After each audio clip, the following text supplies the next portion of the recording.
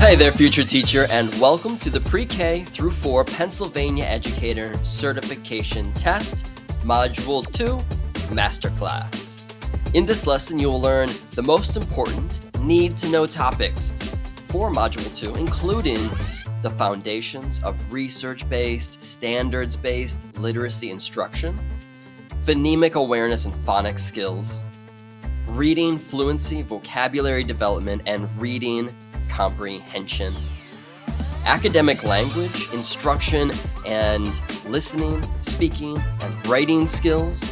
And then we'll move on to the social arts, social studies, and humanities section, where I'll teach you what you need to know all about the foundations of social studies learning and the foundations of learning in arts and humanities. My name is Elliot Zelinskis.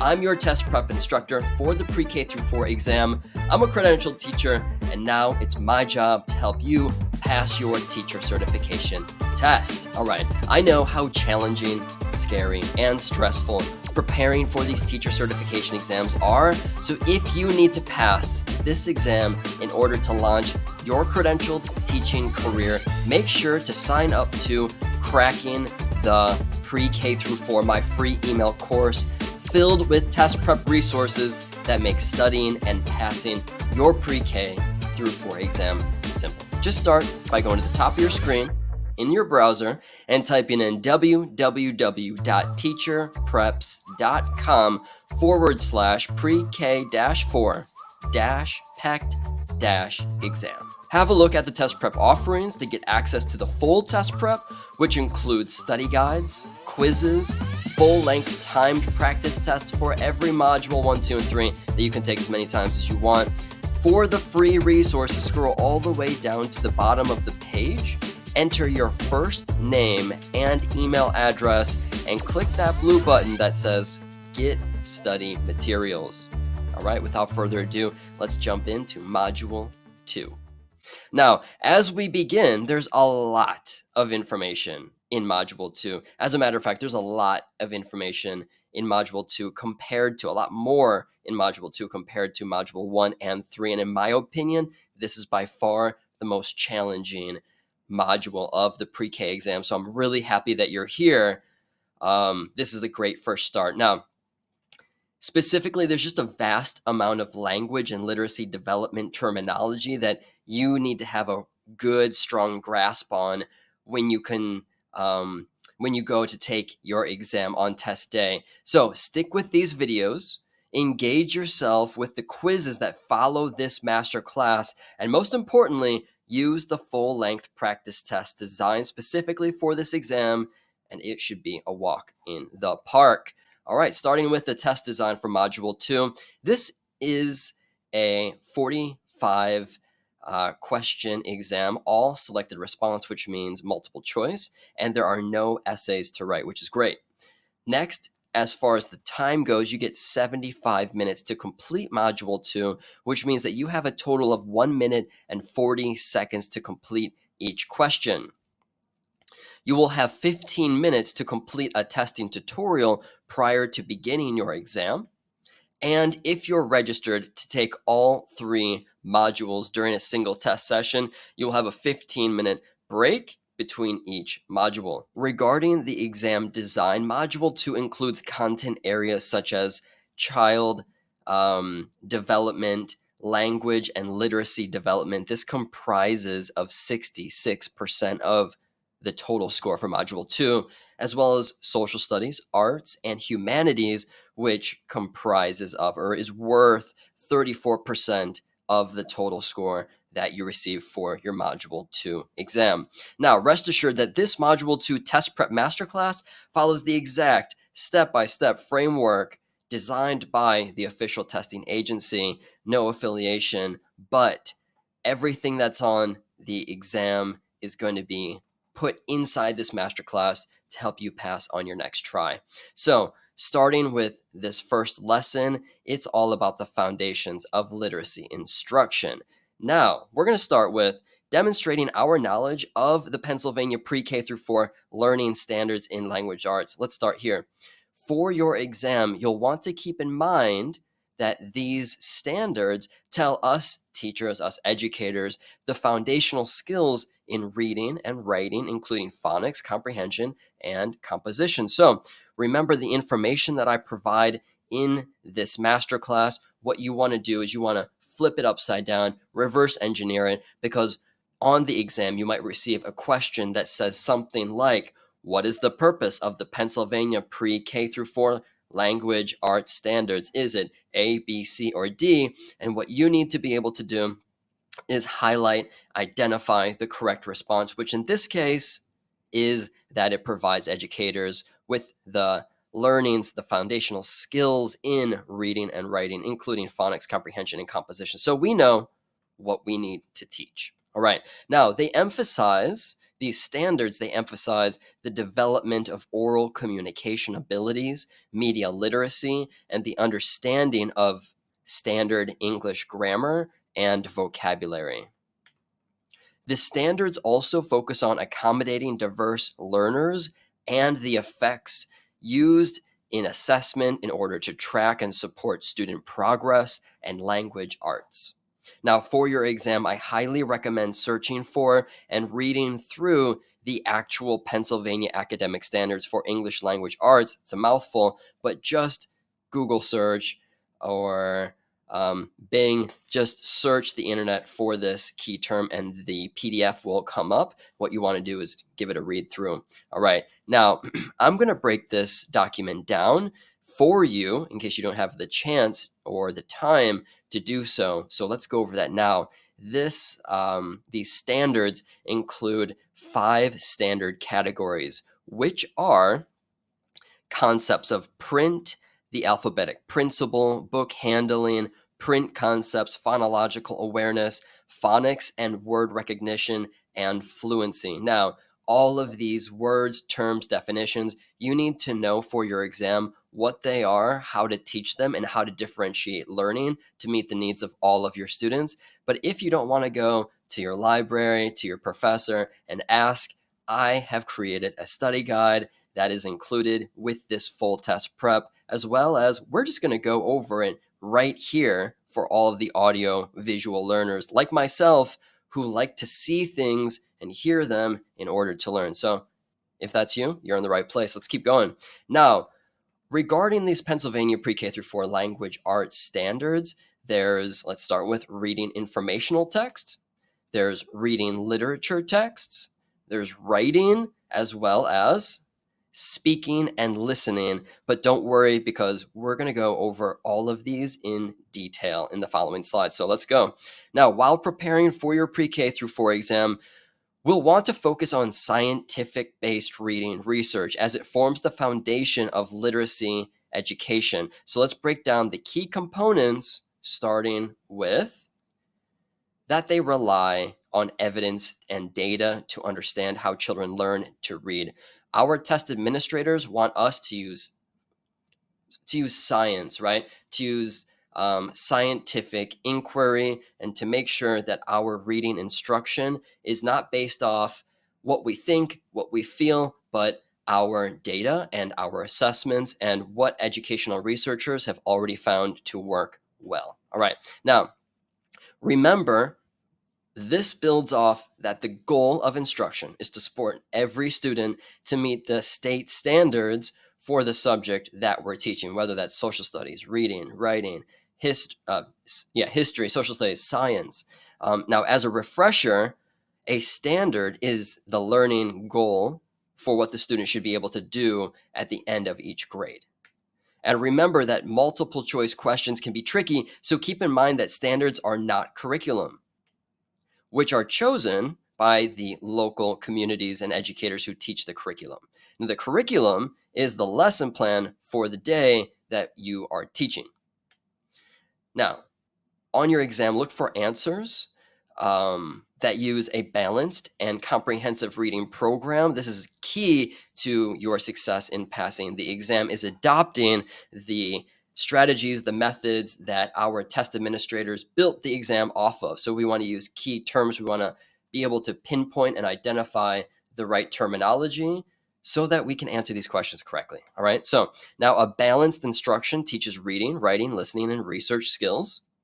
And comprehensive instruction uses the 4 key components from balanced instruction to implement gradual release of responsibility instructional strategy, which, in case it's been a while, remember that the gradual release of responsibility is a series of lessons, just a few, perhaps 3. For example, where the first lesson, the teacher models the activity using a think aloud, while the kids watch and observe the teacher actually completing the activity. Then, in the second lesson, the teacher splits the responsibility, perhaps 50-50, and between the teacher and where the students help the teacher complete the task. And then in the third lesson, the teacher releases the responsibility, hence the name, to complete the task for the students independently in order to demonstrate which students have mastered the skill that's being taught. Now, a core principle of reading instruction is that teachers design instruction based on students' assessments and their results of those assessments.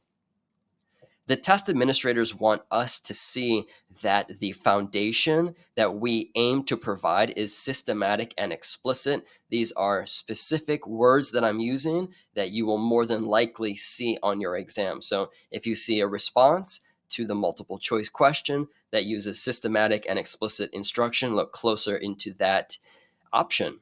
All right, now systematic, what does it mean? If a child's assessment indicates that he or she has mastered the skill being taught, then the teacher will design the next lesson to build on and extend that student's current set of knowledge and understanding. Where if, on the other hand, the student's assessment indicates that the student has not yet met that standard, the teacher will design the next lesson to support and reteach that skill so that that particular student and the other students whose assessment showed the same thing, we can fill in the gaps with what they haven't learned yet. So therefore, we can move on to the next lesson. Now, according to the test content specifications, teachers who practice systematic and explicit instruction use these techniques. Let's talk about them now. Again, I'm going to say it probably a few more times in these lessons for Module 2, but the teacher has a list of the exact content standards that need to be mastered and is using systematic and explicit instruction. That means direct instruction. Now, also, the teacher understands which students have demonstrated mastery of that standard using individual student profiles and a collective class profile. So there are 2 aspects to this. One is that the teacher is making individual student profiles, and 2, that all of those individual student profiles make up the one class profile.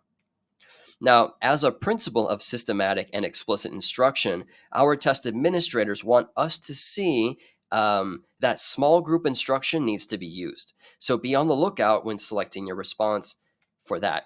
Next, we have differentiated instruction, which is when the teacher makes instructional adjustments to meet the needs of every student in the classroom.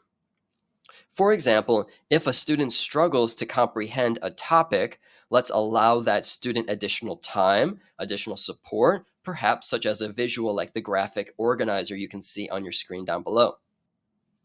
Now, teachers will work throughout the year to complete instructional planning. This includes short-term planning and long-term planning. Teachers use short-term planning to discuss topics to teach for the following week or unit, whereas teachers use long-term planning to create broad outlines of units for the semester or the year. Both short and long-term planning leads to daily evidence-based instruction. Remember, evidence-based instruction, scientific-based instruction, these are what we're going for, of course, when we're teaching, but also when we're looking for the correct response for our exam. Now, let's take a look at the key factors to achieve differentiated reading instruction to meet the needs of our students. The first factor of providing differentiated reading instruction is the assessed knowledge and skills in that specific area of reading. This means that the teacher can only appropriately differentiate reading instruction for a student if the teacher has assessed that student on that particular standard that's being taught. Teachers, we need to assess in order to provide evidence for effective reading instruction to meet the needs of all of our learners.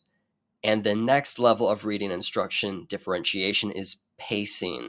Remember that every student reads and learns at a different level, and therefore the pacing of our instruction is very important. So, struggling readers, remember that they will need more practice to reach the standard, whereas other students, such as our advanced learners, will learn the material faster. Remember, as a teacher, systematically, we need to plan these pacing based off the assessment that we provide to our students. So as you can see on the screen, we might have on the left Sarah, Linda, and Chris, who are going to need a total of 5 lessons in order to learn the same skill, whereas all the way to the right in our teacher journal, Jill, Bob, and Eric, for example, might only be required or might learn the skill that's being taught in 3 lessons. And we know this based off of our work with them and our assessments of the past, as well as formative assessments that we might be giving during a instructional unit or even a lesson. All right, now the next factor of differentiated reading instruction is the complexity of the content or skills that is being presented. There are some topics that students pick up more easily. These topics, such as identifying verbs, will require less instructional planning than, say, learning the spelling patterns of irregular words. And we need to know this going into both the classroom and our exam. Now, the final factor to consider for providing differentiated reading instruction that we're going to talk about right now are scaffolds. Remember that a scaffold is a temporary piece of support that a teacher provides to a student in order to help them master a task. A scaffold can be a piece of information that helps guide the student to master a task, such as a word bank, which I circled in red on this worksheet. It can also be a tool such as a chart, a diagram, or some kind of illustration that helps the student master the activity in order to demonstrate learning of the skill being taught. For your exam, most importantly, remember that a scaffold is temporary. Again, multiple choice questions they're not supposed to be tricky, but they can be easy to miss the right answer. And so if you receive a question about scaffolds, double check that any of the answers have the word temporary in them. All right, now on test day, you'll be asked about ways to organize and manage reading instruction that meets the needs of all the learners in the classroom. Remember that these include using flexible grouping, individualized instruction, and whole class instruction. But let's talk about each of these. Let's break this down so you are totally prepared for test day. Remember, flexible group was when the teacher creates small groups based on assessment. We've got 3 students here. And it's called flexible because the groups change. It's not like cemented in. These students aren't in this, for example, reading group the entire year. It's flexible because let's take Sally for an example. And let's say she starts as a struggling reader at the beginning of the year, semester, or unit. And yet she works really hard and she achieves a high score on her assessment. Her teacher should put her into a new group that better fits her current reading level or whatever practice is being achieved. That might be science or social studies, math as well. Now, in this case, the teacher will regroup based off Sally's current reading abilities by collecting and analyzing through assessment. Furthermore, there are 2 types of flexible grouping. The first is homogeneous groups, which include students with the same reading levels and abilities. That's like what we talked about at the beginning of these slides. And these groups work best when the text being read caters to one level of reader.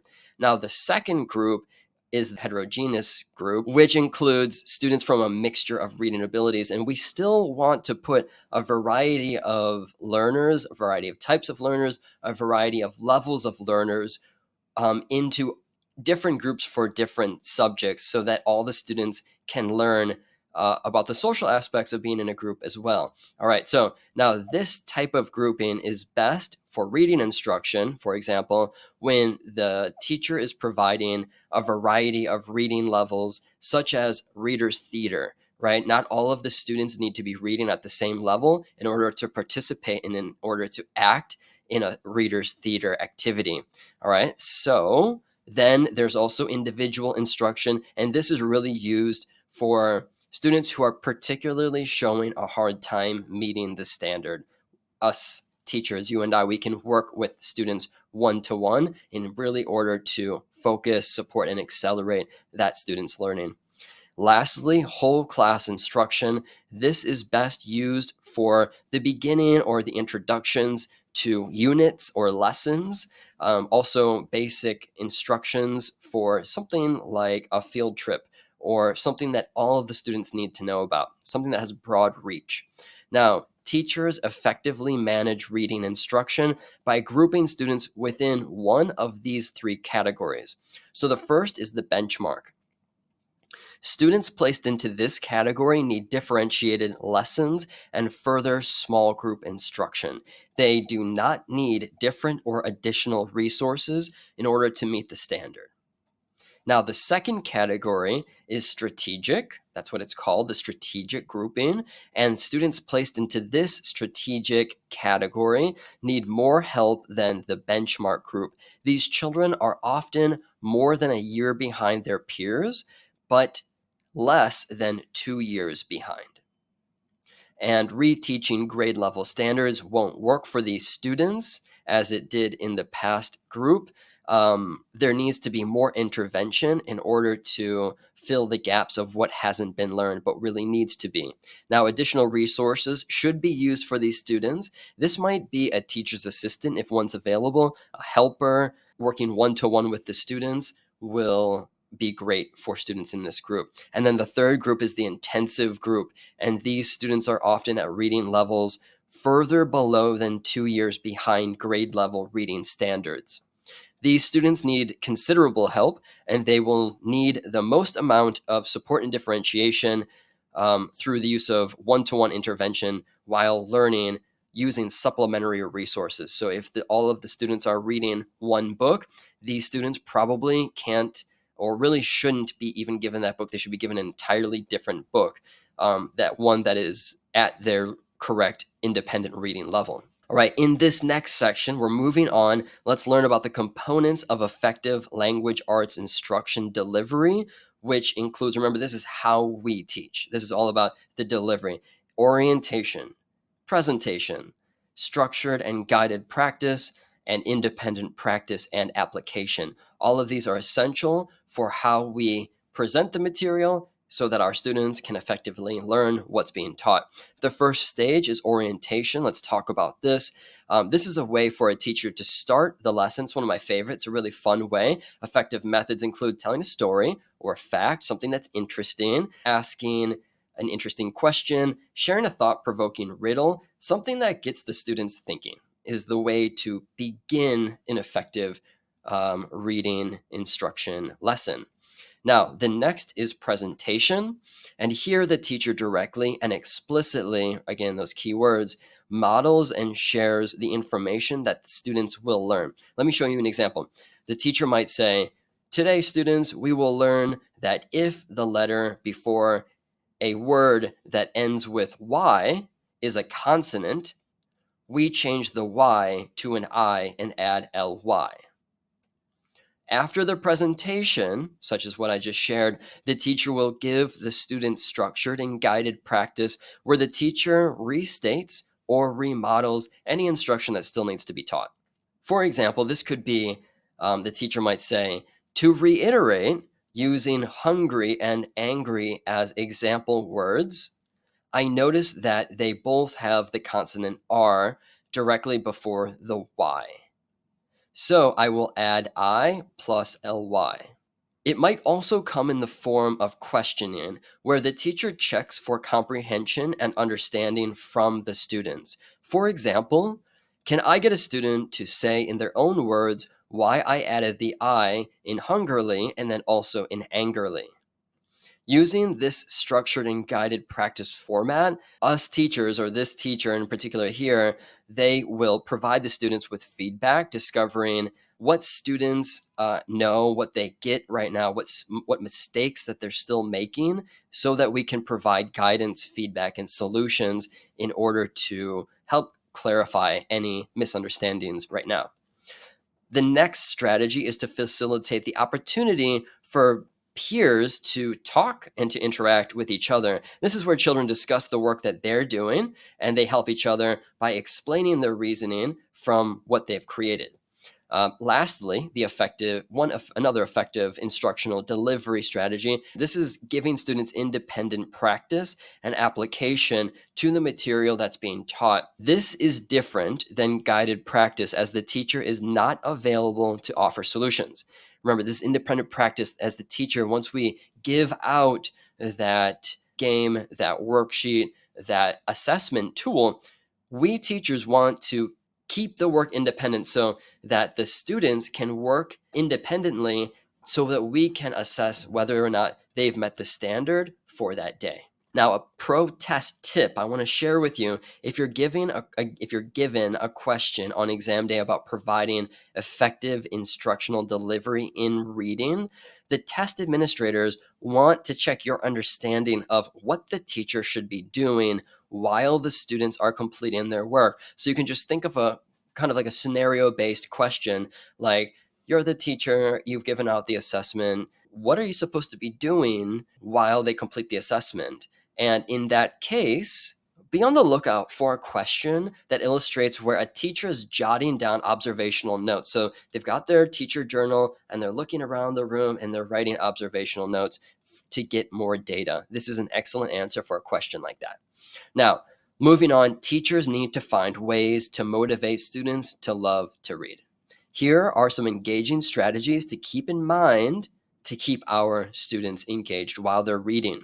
We should create a stimulating environment, provide appropriate reading materials, give read alouds to our students, encourage parents, guardians, or caregivers to read aloud to their children, and allow our students to take home books from our classroom library so they get at-home reading practice too. Now, also, our instructional lesson needs to be strategic and systematic, but they also need to be positive and upbeat. We all know that in the classroom, if we have a stocked library, it's organized, the students are free to kind of hang out, lounge, read where they want to, it makes for a warm, caring, loving, bright, fun, creative learning environment. And that's exactly what we want to provide for students so that they're having a good time learning.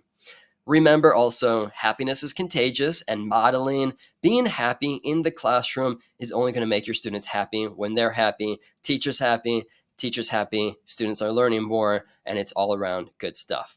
All right, now this sounds obvious, and I hope it is, but teachers, you and I, we need to provide our students with appropriate leveled reading books that hold their interest. So we can't just say, read a book. We have to guide them to find books that they love to read. Now, in this next section, you're going to learn the strategies for promoting purposeful, independent reading. Remember, independent reading happens when the student is doing the reading and that it is not part of the teacher's instruction. More often than not, students will read fiction, but students can also read expository texts, such as newspaper articles, recipes, and other types of texts as they're independently reading. Although, again, this is more rare. But again, as a teacher, it's important to introduce students to all types of books to see what resonates with them most. Now, to build off that last point, it is the job of the teacher to guide the students towards books that will promote that student's independent reading level so that their reading grows, becomes better, and they continue to progress forward. Independent reading promotes understanding and awareness for linguistic patterns, builds their reading fluency, background knowledge, and vocabulary, as well as confidence as a reader. Just pause here, reread this slide to yourself, because if you receive a question on test day, which you more than likely will, of the importance of independent reading, it's right here on your screen. In order to promote students' independent reading, you and I, teachers, we need to follow these 4 key points. So keep these in mind. First, we need to help our students select appropriate books that are at their just right reading level. Furthermore, The strategy we use for students under the second grade is called the Goldilocks rule.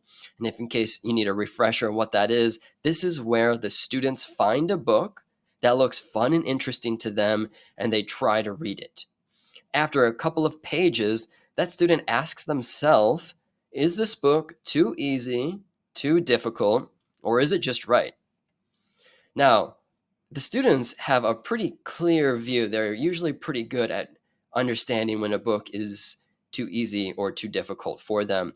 For our students at the second grade or older, we use something called the 5-finger test. And this is where the student finds a book, again, that they think is fun and interesting looking. And next, the student opens a random page in the middle of the book, and the student reads this one random page and puts up a finger each time they come across a word or a meaning of a word that they don't know or they can't pronounce. And after the student finishes that one page, they should do the same test with another page. So they just flip open to another random page and they just test their ability to read another one page. Now, after that second page, if the student has 0 or just one finger up, meaning that they knew all of the words or all of the words except for one, that book is too easy. And if the student has 4 or 5 fingers up, meaning they didn't know 4 or 5 fingers out of one page of the book is just too difficult for them. And if the student has that just right reading level number, that 2 or maybe 3 words that they didn't know how to read, they didn't know the meaning of it, they didn't know how to pronounce the word, that book is probably just right for them. However, an important note is that if a student comes across a book that they really want to read and they test it out with the 5-finger rule and they've got 4 fingers up, it might be still appropriate for that student to read the book, because motivation when reading is so highly important that if the student wants to read it, we can allow them to read it, especially for independent reading time, especially for that day. All right. Next, teachers use what's called an interest inventory, an important key term here. This interest inventory is a survey used to get to know your students better and discover student personal interests in order to help us find books that they're going to love.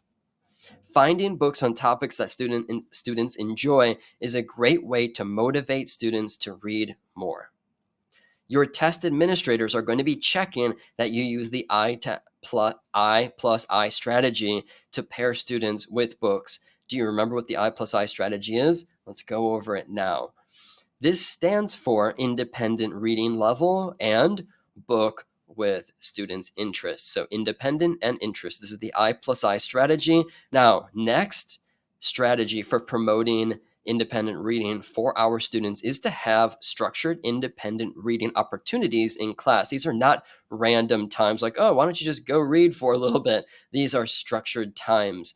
And during this time, everyone in the class is reading silently and independently. Also, this silent reading time should be done at the same time each day. The teachers should increase the length of the time as the year goes on. So when I'm teaching in the elementary classroom, I might start out with something easy and very manageable in that first week, like 5 minutes. And most of the students after 5 minutes will say, oh, come on, I want to keep reading. But that's not the point. The point is to allow everyone to succeed. And then with every day or week, however you want to structure it, you add either 1 minute or 5 minutes. And then at the end of the year, depending on the grade level, they might be reading for 20 to 40 minutes straight. And it's awesome practice for them. All right. Now, the next strategy to promote independent reading is to help our students get some independent reading time at home as well. And teachers, we can help facilitate this opportunity by doing these next 3 things. We can create a defined system where the teacher makes sure that the students leave the classroom with a book and a reading log. Both are important, as well as finding that bond, finding that partnership with the parents, whereas the parent or guardian provides a safe, quiet space for the student to read. That's their job. And the student's job in all of this is to not only read the book or read the chapter, but also to return back to school with the signed parent or guardian caregiver of that student. Now, teachers can also promote at-home reading by allowing the student to take home books from the library. We discussed this. And teachers, we can also provide students and their caregivers, their guardians, with the appropriate level of books for that grade level, for that age, where the family can spend an hour on a Saturday or whatever day works for them, go to the local library and check out a few books. As teachers, you get better and better at understanding what books kids love. But as a parent, and you haven't been in school for a long time, you forget what kids like, and also you have no idea what recent books have come out. So we can really help build that bond with the family by providing a list of great books to parents. All right, for our English language learners, teachers can help overcome the language barrier to promote independent reading at home and maintain healthy communication by providing any written instruction using the parent's preferred language. This is pretty simple with ChatGPT or Google Translate. Now, alongside promoting independent reading, you and I, us teachers, need to hold students accountable for their reading, hence that reading log that we talked about earlier. Methods for achieving this include reading logs, book reports, oral presentations, class discussions, and also book talks. Creating a literacy-rich environment is our next topic, and it's an excellent way to promote students' reading. So let's talk about how to build this. One way is to use book clubs in our classroom. It's important that the teacher matches the students up using that I+I strategy. Remember, independent reading plus the student's interest. And during a book club, the members might meet after each chapter so that they can discuss what they read. The major difference between a book club and a literature circle is that the students read the book, article, or poem together and then discuss what they read, as opposed to reading it independently and then discussing the material, which is what a book club does. Now, again, the teacher needs to correctly pair the students up with the text that fits that student's reading ability so that the most amount of learning or best reading progression is happening. Author studies, this is another strategy for creating a literacy-rich environment, and it's when the students meet and read about the author that they just read about. Next, teachers can further create literacy-rich learning environments for all of our students by helping our students set goals. Make sure that the goal is measurable, make sure that it's short-term, and then also make it fun.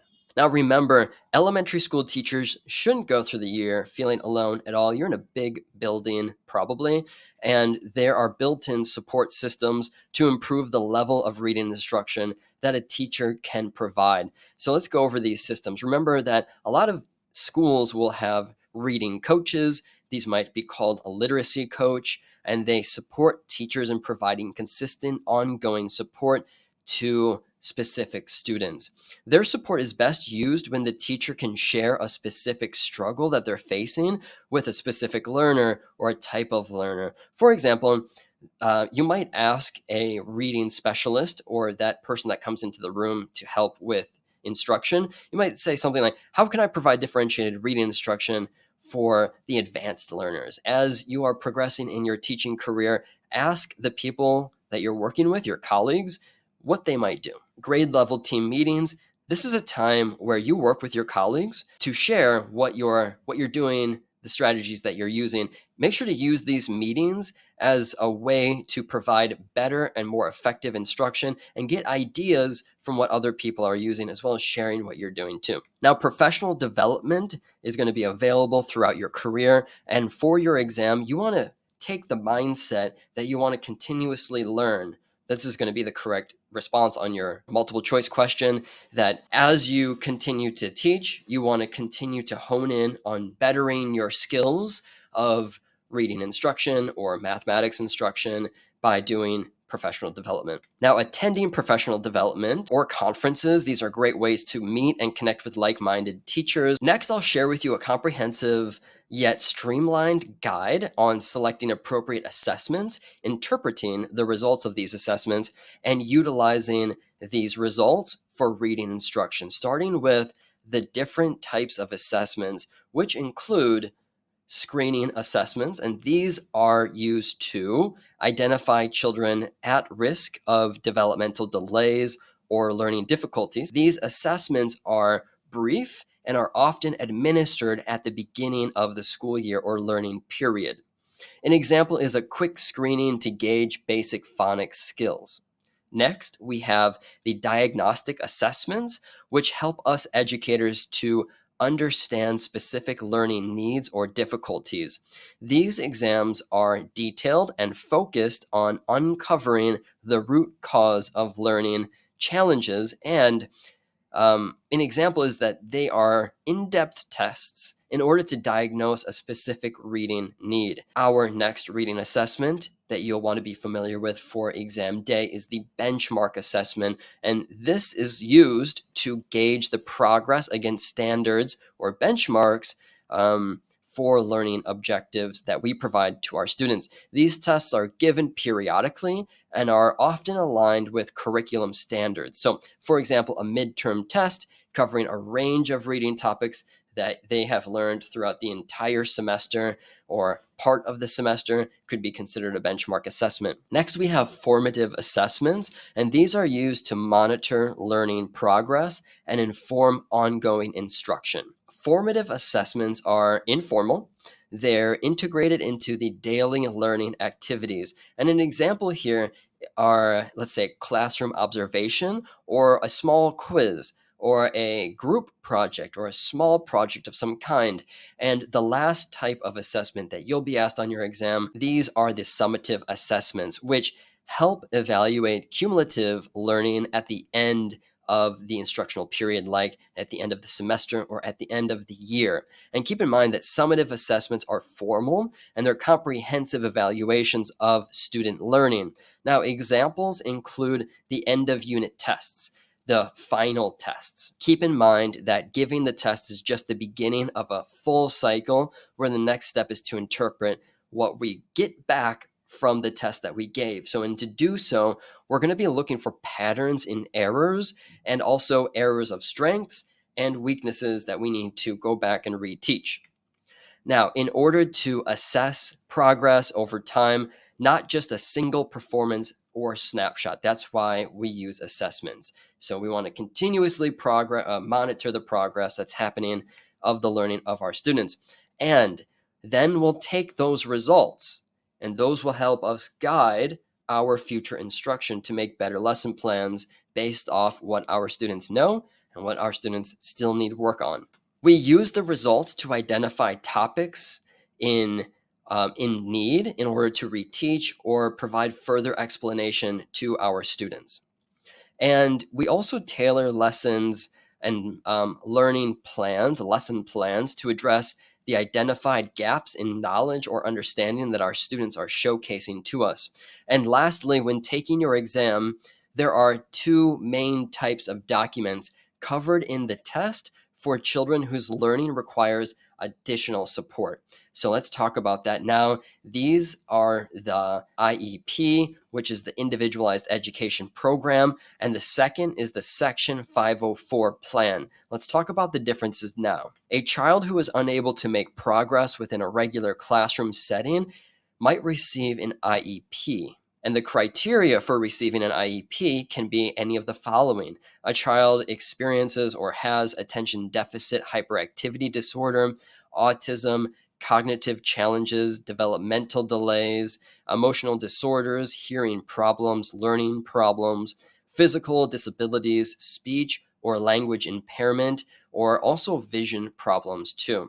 Whereas the Section 504 plan is slightly different. This is where the student may be granted this plan to receive academic success and equal access to learning environments and materials. And the most important for your test is how to differentiate assessments for students with special needs. Each student's IEP or Section 504 plan is truly individual to the students who have them, and a teacher we need to read and follow the specifications that are laid out in the written document. Assessment differentiation options for us include providing students with additional time to finish, dividing the assessment into small units, changing the mode of delivery, such as from written to spoken, and providing practice assessments for these students. All right, let's pause here. You're doing amazing. This has been lesson 1. Thank you so much for sticking around. And before we take a brain break, it's time for a quiz.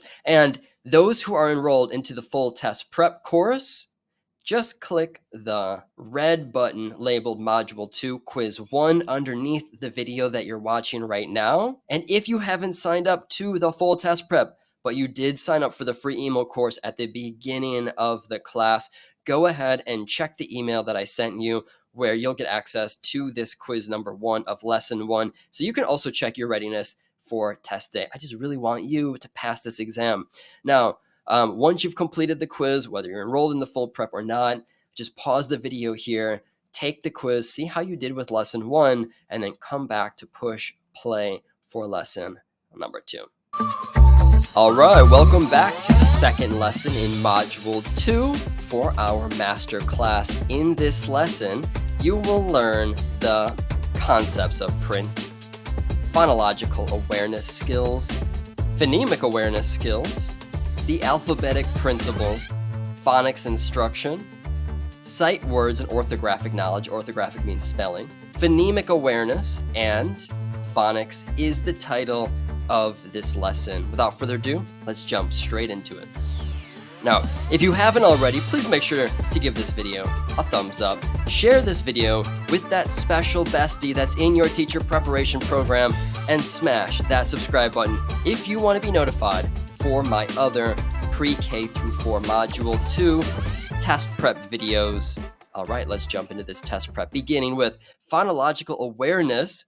Remember, as a refresher, this is the knowledge that oral English is composed of smaller units. And it is accomplished when a child can identify individual sounds, such as in a word like fun. We have f, n. Likewise, if the child can manipulate the individual sounds of a word, such as transforming the word fun into sun, this demonstrates that the student is phonologically aware. And then we have phonemic awareness, where on the other hand, this is the ability to separate sounds called phonemes in a word. And this is accomplished when the student can identify rhyming words such as clock or sock. Clock and sock being rhyming words. And as well, the student can identify the number of sounds in each word. So for here, for example, clock has 4 sounds, whereas sock has 3 sounds. Now let's look at the relationship between phonological and phonemic awareness. And as you can see, phonological awareness is viewed as the umbrella term. It's the category name. And phonemic awareness is a subcategory within phonological awareness. And they have other terms next to phonemic awareness that we can see under that umbrella too. Now, looking back to the definitions of these terms, we notice that we see a couple of similarities. Let's have a look. So, the knowledge that oral English is composed of smaller units and the ability to separate sounds or phonemes in a word. Now, check this out. Both have oral sounds, so oral sounds. So remember that phonological and phonemic awareness can be done in the dark. This is a good way to remember this.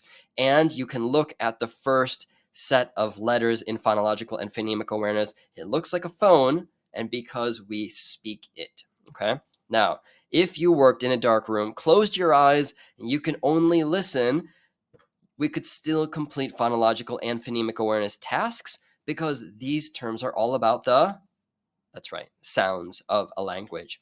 All right, test tip. Phonemic awareness is often taught using a puppet because it's all about sounds. So if you receive a question that uses a puppet, long shot, but it happens, be on the lookout for phonemic awareness. All right, now let's go on to phoneme, a branch of phonological and phonemic awareness. And this is a speech sound in language. Now here, we also see the word phone in this word. So we think sound. And each sound in a word represents a different meaning. And this is important because if we use a word like phone, and for no reason at all we change the initial sound from f to b, it changes the word altogether, right? So from phone to bone. And a grapheme. Again, these we're going over terms all about phonological phonemic awareness, concepts about print, book handling skills. All of these terms are going to be needed to know for your exam, and you're going to want to know it quickly and easily so that you can identify the correct solution on test day and keep it moving so that way you can finish the test on time. All right, so grapheme. Do you remember what it is? Grapheme is an English letter that represents a phoneme.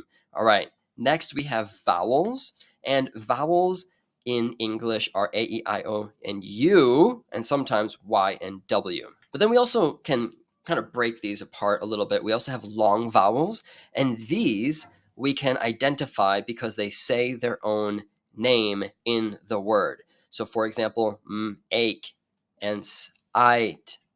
Okay, so make and sight are long, have long vowels in the A and the I. Short vowels, for example, dog and rot. Notice that the O in each word makes a sound, but it doesn't make its own name, O. And then we have R-controlled vowels, which are neither long nor short, but instead the vowel is influenced by the R in the word. So we can see bar and bird. An onset is the initial phonological unit of any word, talking about onsets and rhymes here. And the onset in a word like cat, for example, is the C, whereas the rhyme are the string of letters that follow the initial letter. So if the onset is C, that means the rhyme is the A and the T. Okay. Now, for your test, you need to know that building phonological and phonemic awareness skills are a crucial component for the reading development of our students because written words are connected to spoken words. It is phonological and phonemic awareness that allows a reader to produce the correct sounds to letters and letters to sounds. So back and forth. Now, acquiring phonological and phonemic awareness supports students' reading growth in achieving word recognition, vocabulary, comprehension, and ultimately at the very top, automaticity. Now, in this section, let's keep it going. We will be describing instructional strategies for teaching phonological awareness and phonemic awareness. This is definitely going to be on your test. So, to demonstrate your knowledge regarding phonological and phonemic awareness in reading instruction, in these next couple slides, I'm going to present you with a couple of reading issues that you can expect to see on your exam, at least one of them. And I'll explicitly and directly tell you the benefit of using that strategy and what strategy you could use so that no matter how the exam might present you with a question, you're going to be ready with the right answer. All right, so let's talk about a student that's having a difficult time identifying how many words are in a sentence. Do you know what to do? What instructional reading strategy to use?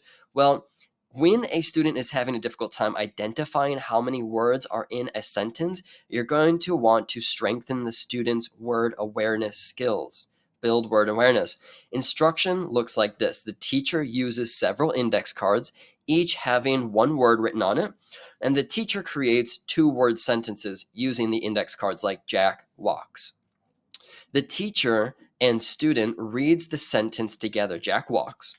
Then the teacher asks the student, how many words are in the sentence? If the student correctly answers 2, then the teacher can build off the first sentence and add another word to create a 3-word sentence, such as Jack walks fast.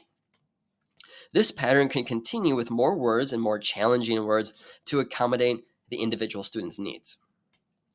Building word awareness, here's the benefit. It helps students identify word boundaries and thereby helps them understand how many words are in a sentence.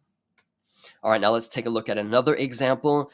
This student here is having a difficult time identifying syllables in a word. What would you do? For this need, the teacher will want to build the student's syllable awareness. Remember, this instructional method is that we teach the children to say a multisyllabic word and we clap our hands when we say it. So for example, it could be baseball. Now, building syllable awareness helps children identify the syllables in a word. In this example, the student is having difficulty, let's keep going, with difficulty of compound words. For example, now, if this is the reading need, then the teacher will use word blending in their instruction. And remember that word blending, we can use pictures of parts of a compound word. So for example, we have two pictures, foot and ball. And the teacher prompts the student by saying, this is a picture of a foot and this is a picture of a ball. What do you get when you put them together? And the student says, football. Word blending instruction helps students to see compound words visually. You can think of this as a really good instructional strategy for English language learners. All right, in this example, the student is having difficulty reading multisyllabic words. What do you do? In this case, we'll want to work on syllable blending with this particular student. The instructional method to teach syllable blending is when the teacher prompts the student by saying something like, what word do we get if we put bro and there together? And in this case, the student should reply, brother. Syllable blending helps students put multisyllabic words together. In this example, what happens if you get a student on the exam who's struggling to identify the sounds, the syllables, and the words in speech? Well, when this is the case, a teacher uses onset and rhyme. Remember, we just talked about onsets and rhymes. Onset cat, onset is the C, rhyme is the string of letters, in this case AT, after the onset. All right, so we can use onset and rhyme blending, where the teacher might use an onset like B and a rhyme like enk. And the student is tasked to say the word that they make together. So here in this case, bank. In onset and rhyme blending instruction, this helps students identify the parts of speech. So if you get a question on your exam that says there's a student having trouble or identifying the parts of speech, what do you use? And there's onset and rhyme blending in the answer of one of the four solutions, A, B, C, or D. Choose onset and rhyme blending. All right, now, as a teacher, it is important to understand that all students come into every grade with a different reading level, different experiences, and different expectations to what they can read and what they've read in the past. Now, for some students, picking up phonological or phonemic awareness can be a major challenge. While taking your exam, remember that phonological awareness lessons should be taught prior to phonemic awareness lessons. So first phonological, second phonemic, all right? Now in this section, we're going to transition from phonological awareness to phonemic awareness instruction. Let's begin now. This student, continuing with the examples of what you might get on test day, this student, let's say, for example, is having difficulty identifying the sounds at the beginning, middle, or end of a word. So whether the student, normally they wouldn't have all three in a real case, but if you get a question that the student is having a difficult time identifying the sounds in either the beginning or the middle or the end of a word, in this case, we want to use sound isolation to build the sound isolation skills. And we do this by identifying the beginning, the middle, or the end of a word. So you can have a look at the picture right here. Ba, ba. Good. All right, now to build sound isolation skills, the teacher picks a list of words with a common element that the student has shown a need to improve, such as words with the long A sound, for example. Here we have cake, bake, make, take, rake, shake. The teacher models the correct pronunciation of the word and says the sound of the problem element. In this case, this is the long A, A. Now, the teacher pronounces the word and then gives the beginning, middle, or end, whichever the lesson is focusing on. Quick note here to make this lesson more challenging. So if for an example, if on test day you receive a question that the teacher is working with not a struggling student, but an advanced learner, and you want to build sound isolation skills, and the question is, how would you most appropriately do this? Well, for an advanced learner, the teacher can ask the student to read the word instead of being told the word. So just show them the word and they can read cake in this case, for example. Sound isolation helps students break up sounds of a word. That's what it does. It isolates the sounds of a word.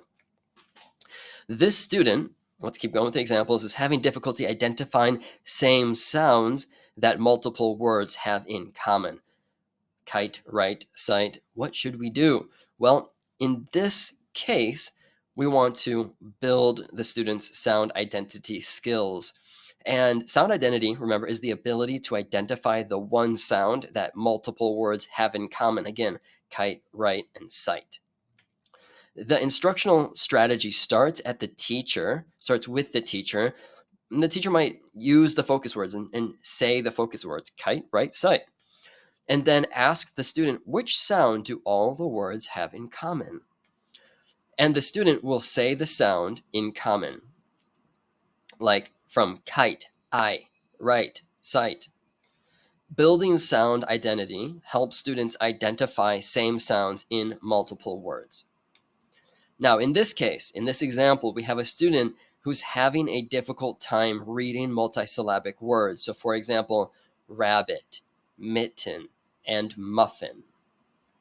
For this reading need, the teacher will build the student's sound blending skills, which is the ability to blend individual sounds together from a word. So we can, again, have a look at the illustration in the slide.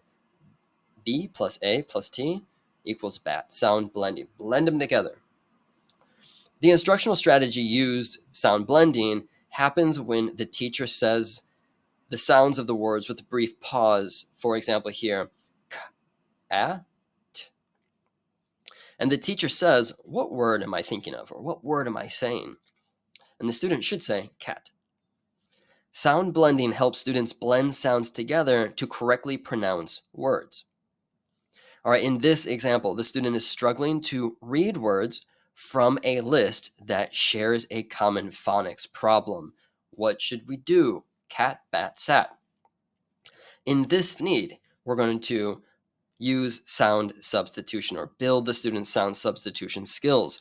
Remember, sound substitution is the ability to substitute one sound of a word with another sound to create a new word. So let's take a look at that. Here, the teacher starts by saying cat and asks the student, can you change the k to a b? And the student says bat. Sound substitution helps students build word sounds using root words that they already know.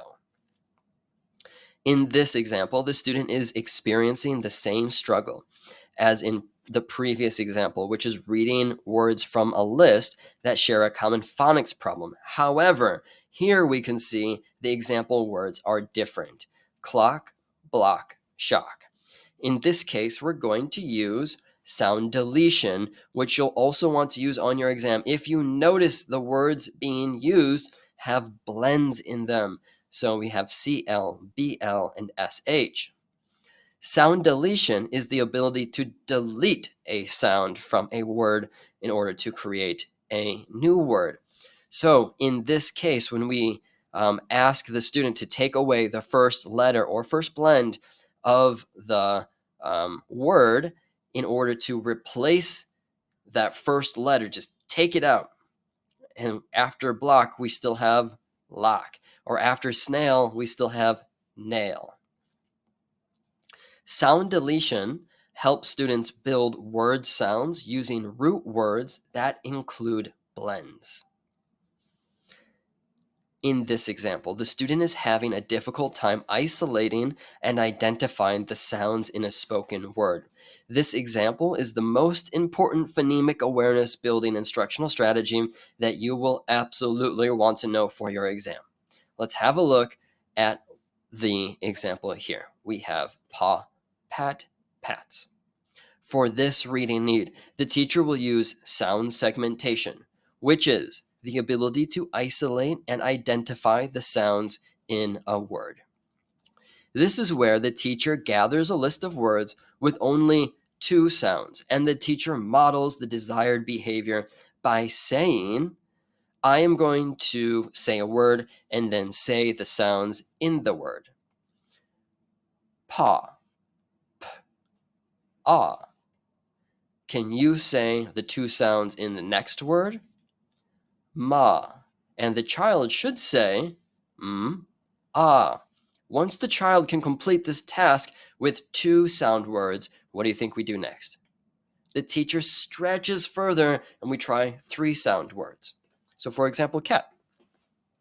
Now, sound segmentation helps students segment new words. A lot of these terms sound more challenging than they are, but we can break apart and look at the root word in order to understand the meaning. Now, extra info here. I really want you to pass this exam, so I'm giving you everything that you need. Sound segmentation is the most difficult of the phonemic awareness tasks for students. It is also the assessment that teachers begin with. And you might be thinking, why would you begin with the most challenging assessment?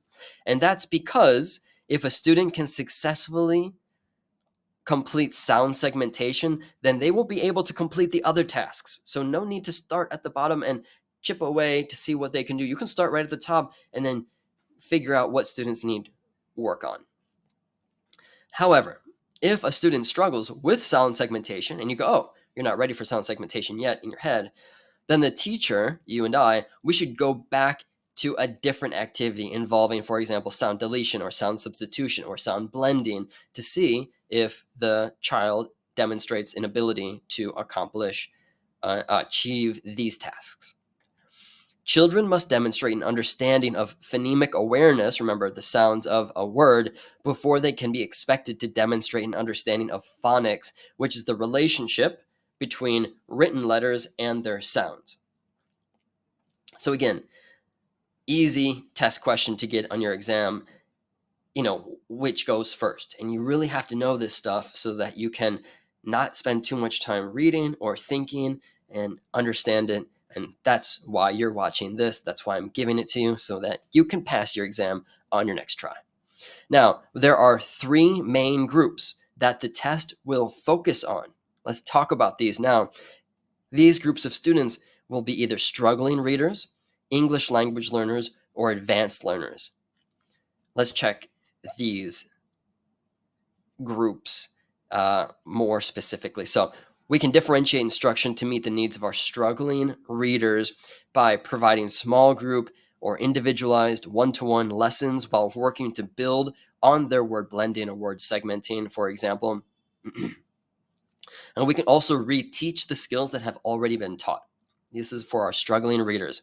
Another option is to use multimedia, which might include an iPad or showing printed pictures or providing the student with a headset to listen to a pre-recording while they follow along in the book that they're reading.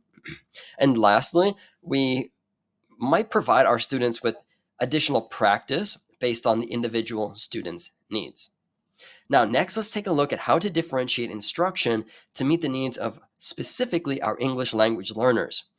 One common method is to find and to use similarities between the student's first language and also the English language.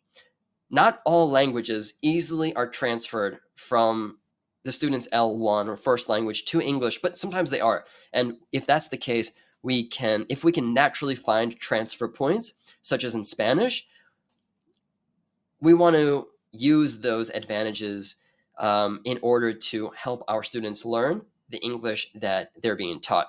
So in these times, you can share on your exam, think about when there is an English language learner and if you can find a connection, if there's a solution on your exam, A, B, C, or D, about finding a connection with their L1, go with that.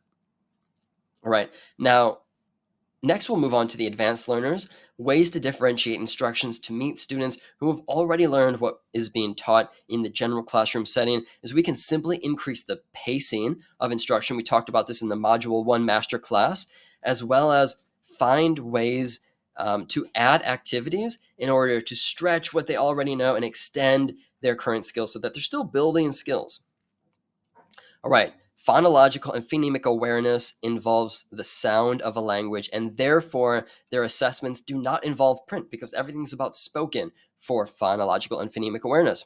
Now, the framework for these assessments is that the teacher will model an activity or a learning strategy. The student observes the teacher, and then the student will complete a task independently, and the teacher will provide feedback. So remember, this is the I do, we do, you do method, right? Teacher models, student watches how to correctly read a book, or any of the reading instruction, whatever you're working on in the classroom, and then the teacher and the student complete the task together, and then the student demonstrates their ability to understand the topic or not yet by independently completing the activity.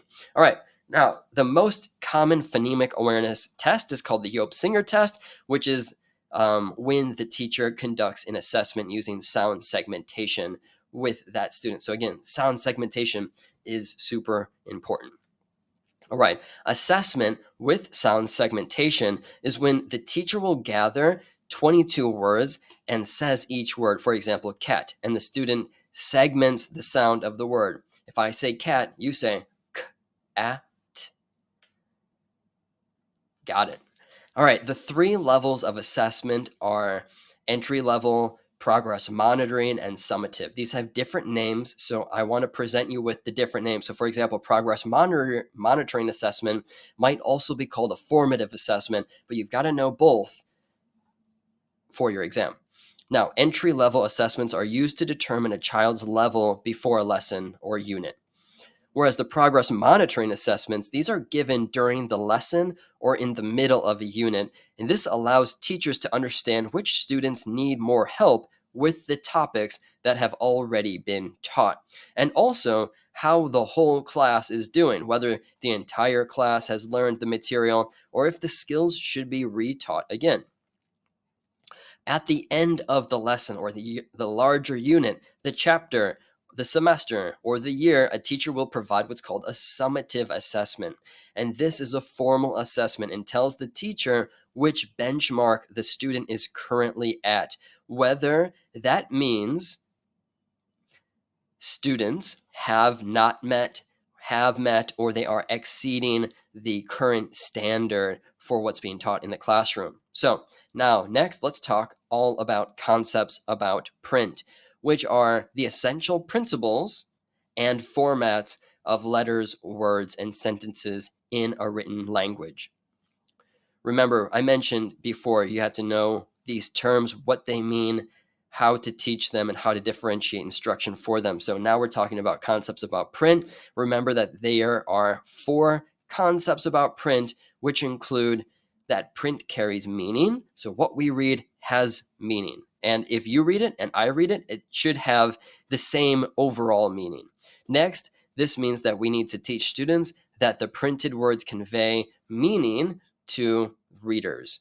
And the second concept of print is representation, which is achieved when the students know the difference between a letter, a word, and a sentence. That is representation. Furthermore, students demonstrate an understanding for concepts about print representation when the child can count the amount of letters that are in a word, and they know where a sentence begins and where a sentence ends. Now, the third concept about print is directionality. And this is the ability to track print. A student demonstrates an understanding for directionality when they know that in English, we read from left to right, top to bottom. Furthermore, if the teacher points to a word and the child can point to the word that should be read next, that student demonstrated an understanding of directionality. And our fourth concept about print is book handling skills. And these are demonstrated when the child can point to the front cover versus the back cover, can open to the title page, and can point to where the story starts and where the story ends. There are multiple ways to facilitate a lesson to teach concepts about print. However, for your exam, we recommend using the shared book experience strategy, which teaches all 4 concepts about print that you just learned, including meaning, representation, directionality, and book handling skills. Now, the purpose of the shared book experience is to read great books with children, to explore what's inside a book, and to show that reading is fun. When teaching a lesson using the shared book experience, the teacher uses a big book, meaning a physically oversized book, and starts by introducing the cover, the author's name, the title page, and the other aspects of the book. The teacher reads the story with full dramatic punch, and the teacher pauses for predictions from the students. Then the teacher and students have a discussion about the book, sharing their favorite parts. Finally, the story is reread at a later time where students can reenact parts of the story. Your exam will likely ask you to demonstrate your understanding for how to cater to all of your students' needs.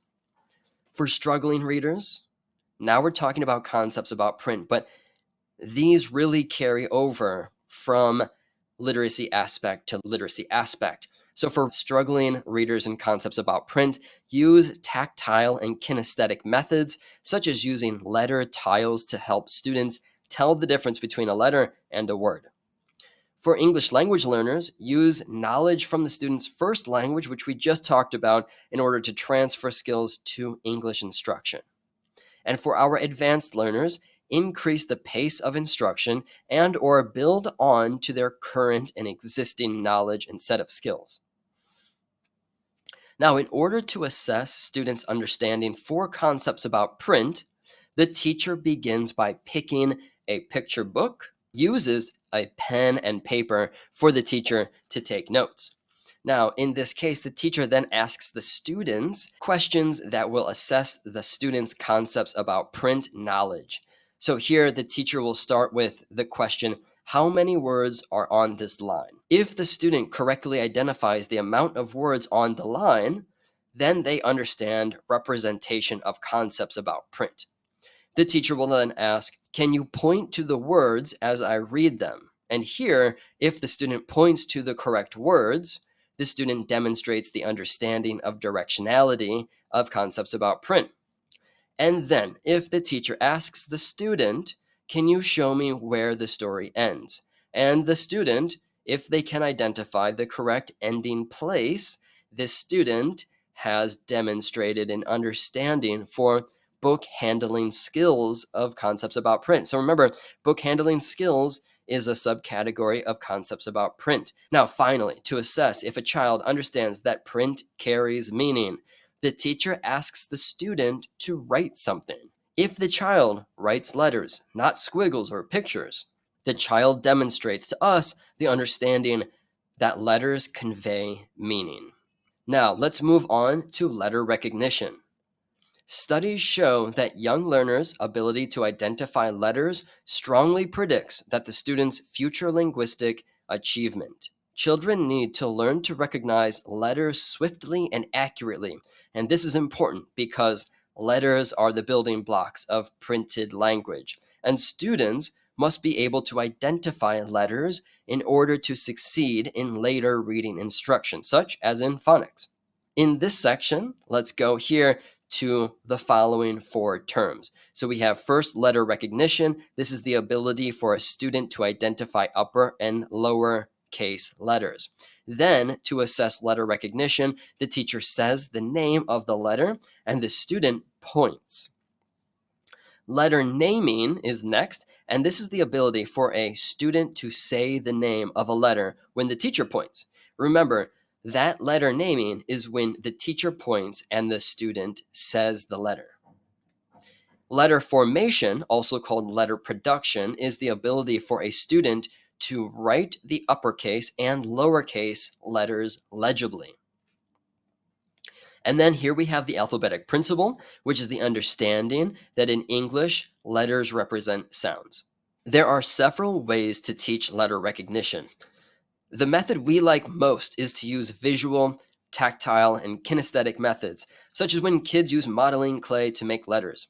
However, it's important to know other methods to be fully prepared for your exam. Other instructional methods include associating names or objects with letters, singing the alphabet, using ABC books, and practicing writing with both uppercase and lowercase letters. When assessing letter recognition, the teacher will have a list of all 26 letters. The teacher orally asks the student to point to the letter F, and if the student points, the student completes this task. They demonstrate the understanding for letter recognition. Now, there are 3 groups of students, remember, that your exam will be focusing on, and let's go over these 3. Again, this is starting with struggling readers. First, use tactile kinesthetic methods if the exam question asks you to differentiate instruction for struggling readers about letter recognition.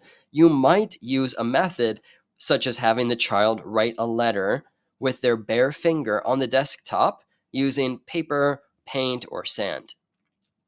For English language learners, again, build off their L1, their first language. Find a connection to the English instruction that you're teaching. And for our advanced learners, increase the pace of instruction and build off what they already know. A student who demonstrates an understanding for the alphabetic principle knows that letters represent sounds in words. On the other hand, a child who does not yet understand the alphabetic principle simply has little idea what the letters do on the page. Each time a teacher provides phonemic awareness instruction or phonics or spelling instruction, they are simultaneously reinforcing the alphabetic principle. However, what do teachers need to do to explicitly and directly provide effective instruction to teach the alphabetic principle to our students? Well, we need to give them writing practice. So in other words, students need to write. Furthermore, students must apply their knowledge of the alphabetic principle to attempt to match the correct letter-sound correspondences together by sounding out words and blending sounds. Remember that students have not yet learned to spell all the words they have learned to say. And as young learners, experiment with expressing themselves through writing, as we teachers need to encourage them to spell their best ability and not just stop or get stuck if they don't exactly know how to spell the word that they want to. Providing differentiated instruction that meets the needs of all of our learners will involve with honing in on key concepts, reteaching skills that the student has not yet mastered, using real examples in the classroom, providing extra practice, and one of our favorites is to use visual, auditory, kinesthetic, or tactile methods when teaching the alphabetic principle. Now, in this case, the teacher gives the letter tiles to the student and asks the student to create a word. So we have a D, a G, and an O. By using letter tiles, the student makes the word dog, D-O-G. And here with the alphabetic principle, here we can reteach finding relevant places in the student's first language where the student can transfer their knowledge from the L1 back to English. And for our advanced learners, continue to increase the pace of instruction where they can continue to keep up and build off what they already know. Now, in order to assess a student's understanding for the alphabetic principle, we're going to want to observe the child read aloud and to write. And if the child attempts to sound out words while reading aloud or writing, they are demonstrating an understanding of the alphabetic principle. Now, moving on to phonics instruction and recognizing the role of phonics and sight words in reading development. In order to understand the role of phonics and sight words in students' word identification, let's start with the understanding that word identification is the ability to accurately read words aloud. Note here that just because a student can correctly read a word aloud doesn't yet signify that the reader understands the meaning of the word. Let's put word identification and word recognition side by side so that you totally get the difference. Let's check these out. Word recognition is the ability to decode words. This means that when a student has achieved word recognition, this student can both correctly read the word aloud as well as understand its meaning. Once students acquire these word identification skills, they can begin to achieve the ultimate reading outcome, which we call automaticity. As a refresher, automaticity is when students are able to read fluently without being hindered with trying to decode the words that they're reading. In short, automaticity theory is the ability of a student to decode words and understand the meaning of the text which they're reading. Now, children can build up to reaching automaticity using 4 word identification strategies that include phonics, sight words, morphology, and context clues. So let's go over the first now. Phonics. It's the instruction used to teach children the association between the sounds of letters and their written symbols. For example, phone has PH in it, yet it makes the F sound. Sight words are taught to students as a complete unit. With phone, we might start with the PH of that PH makes F, but with sight words, they're taught letters are one unit, and they are memorized by sight. Next, students use morphological clues to identify a word's meaning through its root word, its prefix, or its suffix. Let me show you an example. Here we have the word undeliverable. If a student came across this word and it was unfamiliar, the student could use morphological clues of the word to try and figure out its meaning. First, the student would look at the root, which is deliver, and the student probably knows what deliver means. So next, the student would look at the end of the word. This is called the suffix of the word, and meaning, and this suffix is able, which means having the ability to do something. But the student isn't finished yet because they notice there's a front part, which is called the prefix, and this student knows that means not, such as in the word like unknown or unhappy. So the student uses the identification strategy of using morphological clues to uncover the meaning of the word, which the student understands the meaning that the object cannot be delivered. It's undeliverable. Now, it's important to note that 2 parts make up morphological clues. The first is structural analysis, which is analyzing the parts of a word to understand its meaning. And this is what the student from above just accomplished, undeliverable. The second is recognizing a word by its syllables, which is called syllabic analysis. Again, these are terms that you want to know for test day, so that way, if you know them, you have them down, you can quickly identify the correct response on test day. So here we have syllabic analysis, and the fourth strategy of word identification is using context clues by looking at a word surrounding to decode the word. So if a person reads this, frogs have gills and fins that allow them to survive, and they kind of go back and they think, what is this word gill? Well, they can look at the words next to, above, and below in order to help understand the meaning of gills. There are 4 types of sight words that we need to teach our students. And the first are called high frequency words. These are words that appear frequently in texts that students read and include such words including I, can, we, and the, and so forth. The second type of sight words are words that have irregular spellings such as again, caught, and climb. The third type we teach students are words that students are asking about because they want to be able to use them. We call these words want to know words, and they might include words like dinosaur or Disney World.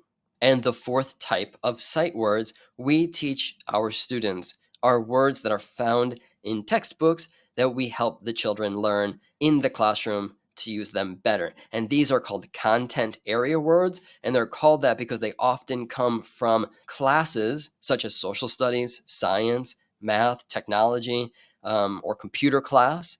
And an example is the word carnivore or ecosystem. These are called content area words. Learning phonics is a crucial step for students to achieve the goal of reading, which is right at the top. Remember, that's automaticity. Understanding phonics and sight words helps students understand word recognition, where recognizing words swiftly and accurately will bump the student into reading fluency. And because the student is reading fluently, they aren't being bogged down with trying to decode the word, which will improve the student's reading comprehension. And now that the student is understanding which is being read, they progress into reaching automaticity. So if you receive a question on test day about the role of phonics in the development of reading, that is it. You can remember this pyramid. In this next section, you're going to learn all about the sequence of teaching phonics and sight words. Letter to sound correspondences need to be taught beginning with consonant sounds, which are the most simple linguistic units, and move to irregular words, which are more complex linguistic units. So we teach from simple to complex. To begin, remember that students start by sounding out one letter at a time. Eventually, they move to recognizing words, and then words into sentences, and then into whole passages. Consonants are speech sounds that happen when the airflow is obstructed in some way by our mouth or our teeth or our lips. And the letters they produce are all the letters that are not vowels. Continuous sounds are sounds that can be produced for several seconds without being distorted. And stop sounds are consonant sounds that are formed by completely stopping airflow. Consonant digraphs are two-letter combinations that have one sound, such as the PH in phone. Now, let's go over what a blend is. A blend is two letters that are sounded out together, but you can hear both letters. So a word blend has two blends in it, such as BL or ND. As a matter of fact, the word blend has two blends in it. Vowels are sounds made when the air that leaves your lungs make a vibration in your voice box, and there is a clear passage from the voice box to the mouth. Now, in English, vowels include A, E, I, O, U, and sometimes Y and W, such as Y in the word sky, or W, such as in the word cow. Now, a long vowel is when a vowel says its own name. A short vowel is when the sound does not make its own name, such as in bat. Vowel digraphs are two vowel combinations that create one sound, such as the OA in a word like boat. And diphthongs are the glided sounds made by vowel combinations, such as the OI in oil or OU in about. R-controlled vowels are sounds that are neither long nor short, as in the word car. L-controlled vowels are vowel sounds that are neither long nor short, and the vowel precedes a consonant, such as in the word milk. The I is the L-controlled vowel. And next, in the sequence of teaching phonics, is common inflected morphological units. These include prefixes like inter, micro, bi, anti, and many more. Suffixes such as ist, meant, able, ness, and also many more. And words without affixes that do not change from their root word, such as bacon, giraffe, unscathed, and others too. Teachers teach common word patterns using this graph. From left, which is the most simple, to the right, which becomes more complex. Now keep in mind that in the pattern row includes V, which stands for vowel, and C, which stands for consonant. So CVC is consonant, vowel, consonant. Take a moment here to pause the video and examine this table further. Moving on to the next sequence of teaching phonics, the sight words. Here we have that some words are phonetically irregular, and they are never decodable. The English language has phonetically irregular words which do not follow any general rules at all, and so these can be really challenging. So common examples include of, the, and was. The English language is unique in that the rules of language are broken, meaning can often be broken, meaning there are plenty of exceptions to our language rules. For this reason, we teach sight words, which are words that students are taught to memorize as the whole unit. The majority of these irregular words are placed into a category called function words because by themselves they don't carry meaning. Examples include of and was, for example, but there are many more of them as well. Now, believe it or not, we actually teach some words that are decodable as sight words. Can you guess why? Well, there are two reasons, and they are first, words that kids see a lot. These are high frequency words, so kids need to learn them early on. And second, a part of the word, such as the phonetic pattern, will not be taught until much later. So, for an example of this, could be the word park, where the R controlled vowel pattern won't be taught until the late first grade or even second grade, but a child will often want to say, read, or write the word park. The next sequence for teaching phonics and sight words is the common syllable patterns and syllabication as applied to decoding multisyllabic words. Here are the rules to remember to split up words by their syllables. First, divide compound words between their two words, such as teapot or toothbrush. Also, divide words with prefixes such as unable or pre-game. Now, do not divide a consonant digraph, such as painter or phonics.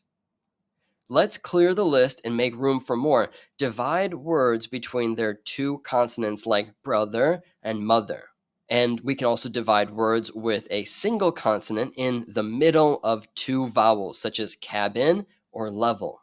Then we can also divide words with a consonant in the middle between two vowels, and here we have belong and fever. In this section, you will learn the 5 stages of development between phonics and spelling. These 5 stages of spelling development include pre-communicative, semi-phonetic, phonetic transitional, and conventional. So let's take a look at each stage individually. The first stage is pre-communicative, which is where the student's spelling shows no understanding of letters and that they represent sounds. At this stage, the student will make a drawing of a picture or squiggles as they're writing. The second stage is semi-phonetic, where children use letters to attempt to represent sounds. The child understands that letters represent sounds, but the understanding is poorly developed. At this stage, the child may correctly write the first letter of a word, but the rest does not match.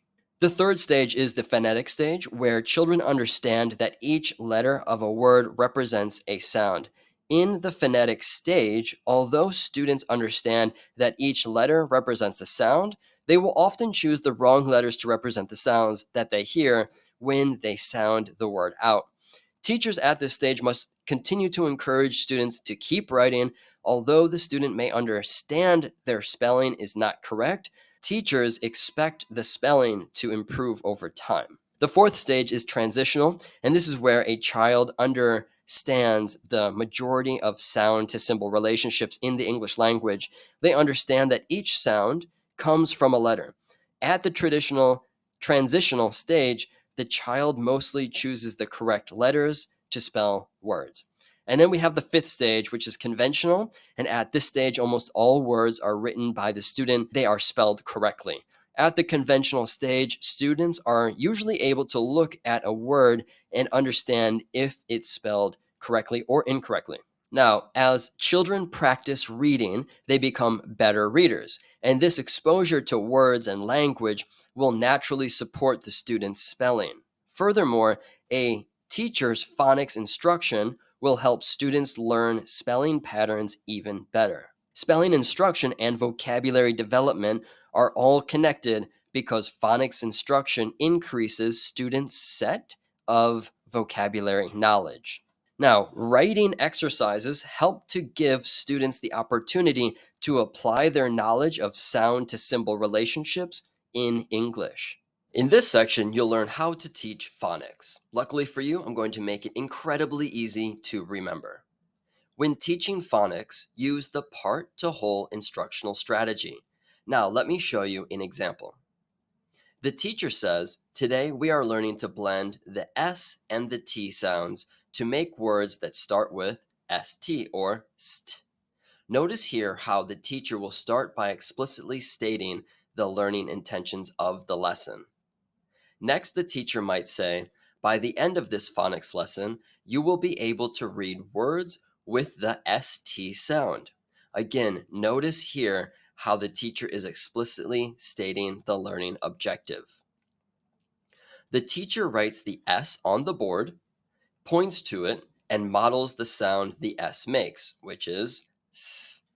Then the teacher directly instructs the students to make the sound the letter S makes when she points to it to give them practice.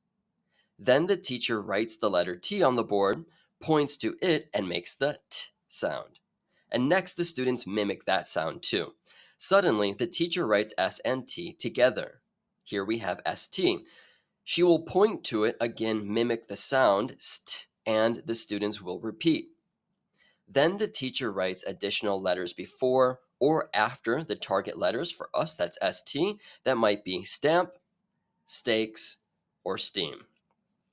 As the teacher writes examples on the board and models reading the words, the students practice blending the sounds together too. Next, the teacher writes sentences using target sound to symbol phonics relationships. Here, as we can see, the teacher used the keywords directly in the sentences. In order to assess students' understanding in phonics, the teacher designs tasks for the students to complete in order to decode in both isolation and in context. Notice from the illustrations on this slide that in isolation means in a list, whereas in context means in a sentence or in a story. Let's look at both in detail. When presenting a student with an assessment of decoding in isolation, the student reads a list of words aloud. Here we have tack, tap, tad, ran, man. If the teacher is assessing for the ability to demonstrate an understanding for the medial A sounds in one-syllable words, the teacher can present the student with a list such as the one we see on this slide. As the student reads the words aloud, the teacher records what the student says for each word in a teacher journal and notes any errors that were made. Now let's go over decoding in context, which is a more important type of assessment for the teacher to understand the student's current phonics level rather than in isolation, which is just a list. A decoding assessment in context happens when a student reads aloud a passage of a few paragraphs. During this time, the teacher looks closely at any repeated patterns of error that occur because of misidentified or misidentification of the sound to symbol relationships that they're focused on in this lesson. When teaching at the beginning stage of phonics, remember for our pre-K through 4 exam, this test exam statements say that we need to know more advanced word reading. So let's get into this now. We're going to be covering the beginning stages of instruction for phonics, starting with regular VC and CVC words, which you can remember C stands for consonant and V stands for vowel. For an example, we have a VC word. We have 3 on the screen, and that's as, at, and if. Other examples of CVC words include bat, cat, and dog. Teaching VC and CVC words involves using the part-to-whole approach by first writing the target phonics letter right on the board. Here we can see the example of A, to teach the short A sound, for example.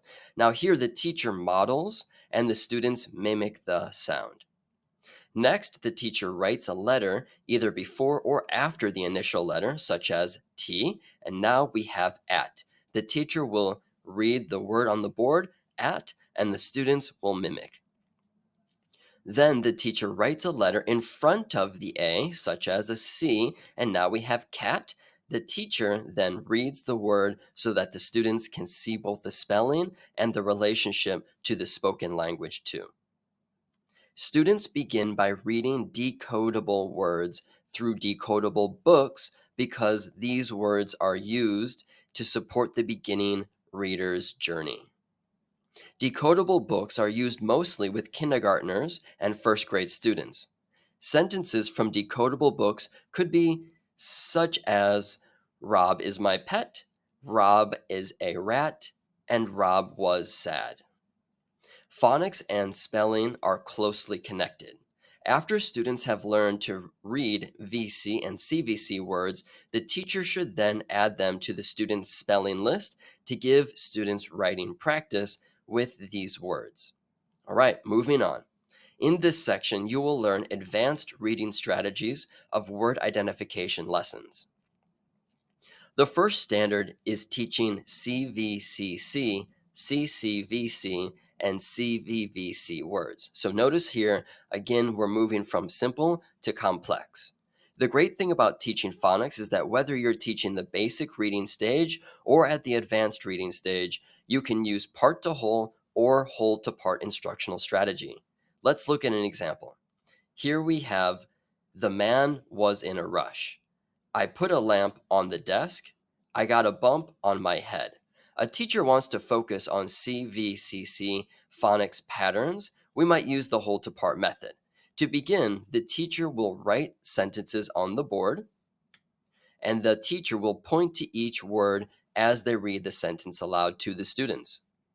And then the students mimic the reading that they just heard from their teacher. Then the teacher underlines the focus words in the sentences and reads only these words aloud to the students. So if this is whole to part, notice how we went from the whole sentence to the part of the sentence, and now we're focusing on these words such as rush and desk and bump. Now the teacher circles the sound to symbol relationship being taught. So now we go from that word to that phonics part that we're focused on. And the teacher points to the focused word or letters in the word in order to show the students what we're specifically looking at. And finally, the students follow to make the same sound as the teacher. In this case, from rush, that would be sh. And then in desk, sk. And then in bump, we have mb. To deliver this instruction for common inflected endings, teachers use the whole to part or part to whole instructional strategy. Furthermore, teachers start with the root word, such as walk, and then the teacher adds the suffix, such as an ed at the end to create walked, walker, or walking, as well as walks. Then the teacher provides a challenge where the students can say or write a sentence with the common inflected ending. For example, yesterday I walked to the park. All right, next in this section, you will learn about how to provide effective sight word instruction. For sight word instruction, we recommend following the whole to part method. First, the teacher selects target words such as who, want, there, and your. Now, the teacher will write each sight word on the board within a sentence. Here, the teacher wrote, "Who has my keys?" Jill asked. "I want them back." "They are right there," Drew said. "Your hat is on top of them." Next, the teacher underlines the focus words. Then the teacher reads the full sentences aloud again as she points to the words being read. Now it's the children's turn. They read the sentences aloud with their teacher as the teacher points. The next step is that the teacher will write the single target words on the board in large letters. The teacher models how to say the word, and the students repeat after the teacher. Now the children practice reading the word aloud and then verbally spelling the word aloud too. So in this case, who, W-H-O, want, W-A-N-T, and so on and so forth. To finalize the lesson, the students write the target words in their phonics journals. All right, now building on to sight words, the most important words for students to be able to recognize automatically are high frequency words. Among the most commonly seen words, regular word patterns include and, in, is, that, it, on, as, with, and this. However, not all high frequency words conform to this regular word pattern. Words such as of, was, and have are called irregular high frequency sight words. Irregular words will be more challenging for students to learn, so teachers should expect to spend more time teaching them to our students. As a review, your exam may ask you the order in which we teach sight words. So let's remember that the correct order is first, we teach high frequency words, second, irregularly spelt words, third, want to know words, and fourth, content area words. Next, we'll look at recognizing factors that affect the sequence of instruction for specific sight words.